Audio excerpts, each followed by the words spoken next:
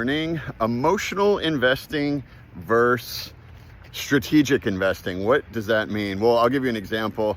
When I lived in Vegas a long time ago, my partner and I at the time, we bought a house in Vegas. We had spent a long time looking at a bunch of different properties, and we walked in this one house. We weren't even going to see it. And my partner walked up into the bedroom, and I just heard her screaming like, whoa, oh my God. And I walked in, and there was this huge walk-in closet. Of course, we ended up buying the house, and we ended up calling that the Jay-Z closet because it had an island in the middle of the walk-in closet.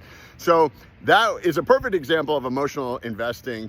We lived in the property, and it was a beautiful house. We had a great deal on a short sale. So ultimately, it was a great deal, but that could have backfired pretty quickly. Strategic investing, on the other hand, and a big reason why I invest in real estate virtually, is because it almost makes it impossible to have an emotional attachment to these properties. I look at everything online.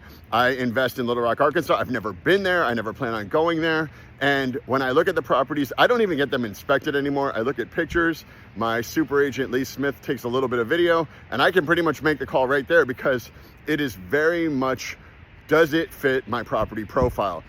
Yes or no? It's very simple. I have no emotional attachment to these properties at all. I'm not going to live in them. I just want to provide affordable housing for deserving families that would never qualify for traditional mortgage. If it checks the boxes of the property profile that I've put together, then it's a win. What's my property profile, you ask? Well, it's just based on some criteria, which includes market research, numbers first, systems approach, which I've developed, and just a data-driven decision. If you want some examples of the specific data points I'm looking for, it has to do with population density, job market strength, rental demand, price to rent ratios, and exit strategy. My exit strategy is I'm selling the property on a seller finance 30-year note, but it's always good to have multiple exit strategies just in case something goes wrong. Think about it. Amateur investors, they see houses, they get all excited. Professional investors see cash flow, systems, and opportunity. Before you pull the trigger on any property, no matter what your investment strategy is, even if you're not investing, it's just for your own personal use,